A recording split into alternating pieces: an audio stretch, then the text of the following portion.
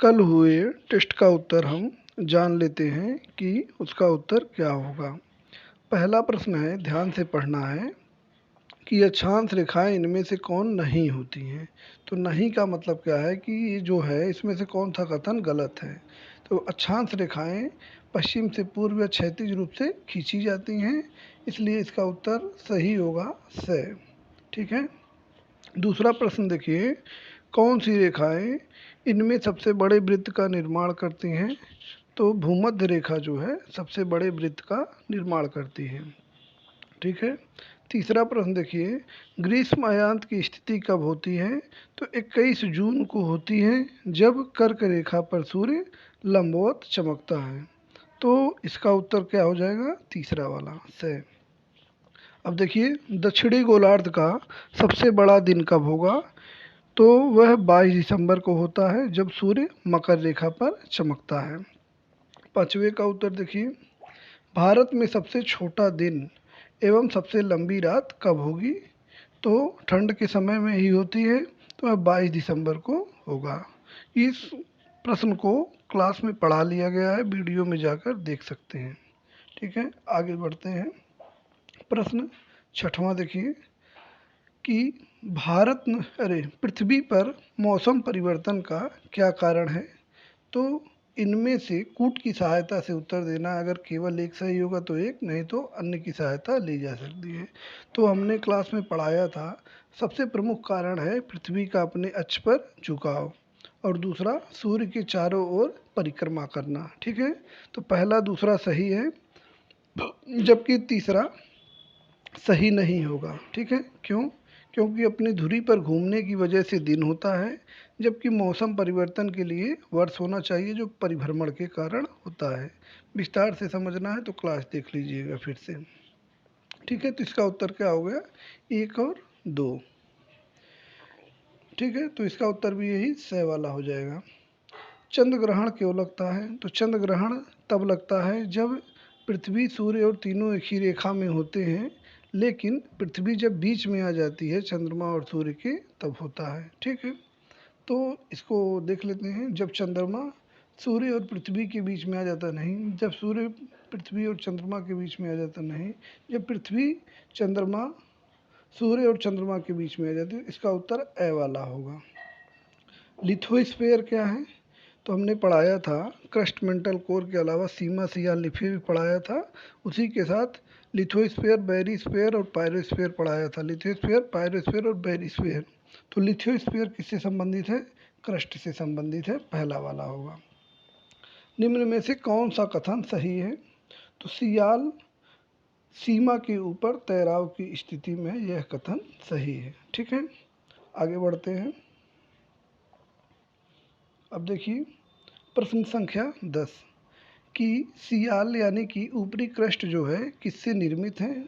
तो यह ग्रेनाइट भी है, बेसाल्ट भी है और अवसादी चट्टानें भी हैं। तो इसका उत्तर होगा तीनों ही सही। ठीक है, ये चौथा बस गलत है, प्रथम 3 सही है। इसमें घनत्व का आरोही क्रम बताना है कि किसका घनत्व सब पहले बताना, सबसे कम किसका है, फिर उससे अधिक, फिर उससे अधिक।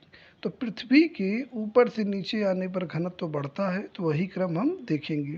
तो सियाल, फिर सीमा, फिर निफे, यानी कि 2 1 3, यानी कि दूसरा वाला प्रश्न, इस प्रश्न का ब उत्तर सही होगा या बी सही होगा। अब देखिए, ये गुटनबर्ग असंबद्धता किन दो परतों के बीच में पाई जाती है। तो मेंटल और कोर के बीच में पाई जाती है। सूर्य भूमध्य रेखा पर किस दिन लंबवत चमकता है। तो बताए थे 21 मार्च और 23 सितंबर के दिन चमकता है, दोनों में से जो होगा वही उत्तर होगा। तो 21 मार्च। दक्षिणी गोलार्ध में शीत ऋतु का महीना कब होगा। तो वह तभी होगा जब उत्तरी गोलार्ध में गर्मी होगी, और हमारे वहाँ गर्मी पड़ती है सबसे अधिक जून में। तो इसका उत्तर जून होगा। जून में दक्षिणी गोलार्ध में ठंड का महीना होगा। सूर्य उत्तरायण कब होता है। तो उत्तरायण का अर्थ है सूर्य भूमध्य रेखा से उत्तर की ओर कब जाता है। तो इसका उत्तर होगा 21 मार्च। ठीक है, तो 21 मार्च इसका उत्तर होता है। 16वां प्रश्न देखते हैं, निम्न में से कौन पृथ्वी के सर्वाधिक निकट ग्रह है? तो इसका उत्तर होगा शुक्र। ठीक है, मंगल नहीं होगा, ध्यान से जाके देख लीजिएगा। 17वां क्या होगा? लाल ग्रह किसे कहते हैं? तो ये बहुत आसान है, मंगल ग्रह को लाल ग्रह कहते हैं। निम्नलिखित में से किसका परिक्रमण काल या साल की अवधि सबसे अधिक है? सबसे अधिक जब पूछेगा तो जो ग्रह सूर्य से जितनी दूर रहेंगे वह उतनी धीरे उसकी परिक्रमा करते हैं और साल का वर्ष उतना अधिक होगा। तो इसमें जो ग्रह सबसे दूर दिख रहा है यानी कि शनि इसका उत्तर होगा।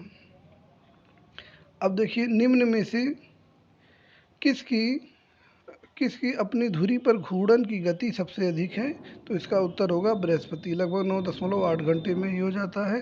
आप कमेंट में बताएंगे कि सबसे कम किसकी घूर्णन अवधि है अपनी धुरी पर। पुच्छल तारे की पूंछ हमेशा सूर्य के विपरीत होती है। इसको रट लेना है चाहे समझ लेना है, ठीक है। अगला देखिए 21 क्या होगा? सल्फ्यूरिक एसिड के बादल किसके चारों ओर पाए जाते हैं? तो इसका उत्तर है शुक्र। ठीक है, अभी पिछले साल ही ये पीसीएस में एग्जाम में पूछा गया था। सूर्य की ऊर्जा का कारण निम्न में से क्या है?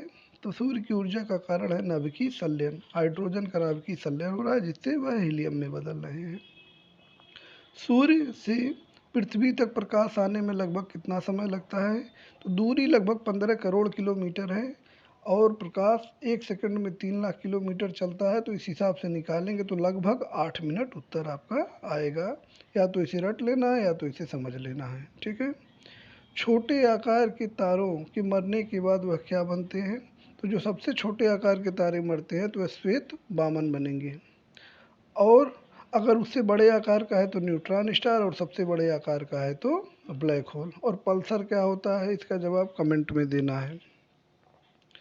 निम्न में से कौन सा ऐसा ग्रह है जो जल में डालने पर तैरेगा? ठीक है, यह प्रश्न भी पूछा जा चुका है पीसीएस में। तो इसका उत्तर होगा शनि, क्योंकि इसका घनत्व 1 से कम होता है और जबकि पानी का घनत्व 1 से अधिक होता है। तो जिनका भी घनत्व 1 से कम होगा वह पानी में डालने पर तैरेंगे। ठीक है।